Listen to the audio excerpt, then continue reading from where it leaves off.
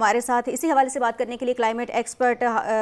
حافظ جواد صاحب نے ہمیں اس وقت جوائن کیا ہے شرم الشیخ سے۔ السلام علیکم جواد صاحب، بہت شکریہ آپ نے پاکستان ٹیلی ویژن نیوز کو وقت دیا۔ وعلیکم السلام، شکریہ مجھے انوائٹ کرنے کا۔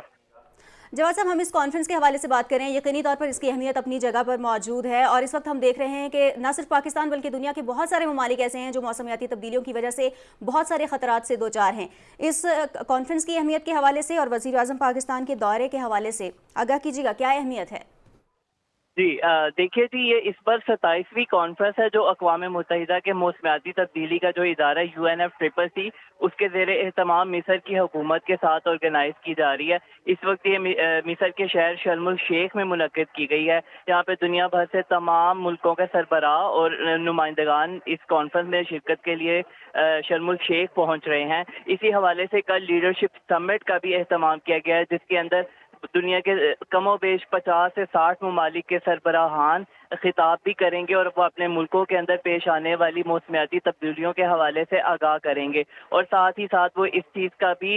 مطالبہ کریں گے کہ جو ڈیولپ کنٹریز ہیں ان کی وجہ سے ہمارے جیسے ملکوں کے اندر جو اثرات رونما ہو رہے ہیں اس کا ہم کس طرح سے مل کر مقابلہ کر سکتے ہیں، کیونکہ یہ اب کسی ایک ملک کے بس کی بات نہیں ہے کہ وہ تمام ان موسمیاتی تبدیلیوں کا اکیلے میں مقابلہ کر سکے جس کا پیدا کرنے والے وہ تمام ڈیولپ کنٹریز ہیں آج، جن سے ان کے حوالے سے مطالبہ کیا جا رہا ہے۔ پاکستان کے لیے یہ بہت اہمیت کا حامل ہے، کیونکہ پاکستان پچھلے دنوں میں فلڈز کی وجہ سے ان مشکلات سے گزرا ہے، اور کہا جاتا ہے کہ یہ پاکستان کا پیدا کیا ہوا مسئلہ نہیں ہے، لیکن جس مشکلات سے ہماری قوم کو گزرنا پڑا ہے، اس لیے تمام عالمی اداروں سے یہ مطالبہ کیا جا رہا ہے کہ کلائمیٹ جسٹس کے لیے آواز اٹھائی جائے، اور لاس اینڈ ڈیمیج کے نام سے ایک فائنانس جس کا بہت پہلے اعلان تو کیا گیا تھا لیکن وہ آج تک امپلیمنٹ نہیں ہو سکی۔ تو اس پر پاکستان کے وزیر اعظم کی بھی یہی خواہش بھی ہوگی اور یہی مطالبہ بھی ہوگا کہ ہم لاس اینڈ ڈیمیج کے حوالے سے کوئی عملی جو ہے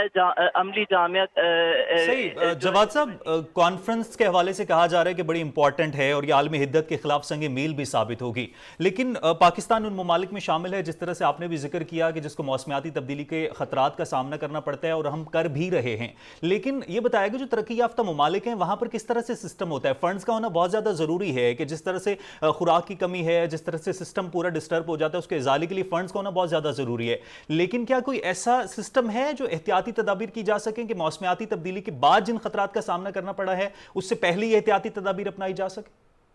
جی بالکل، اس حوالے سے دو طرح کے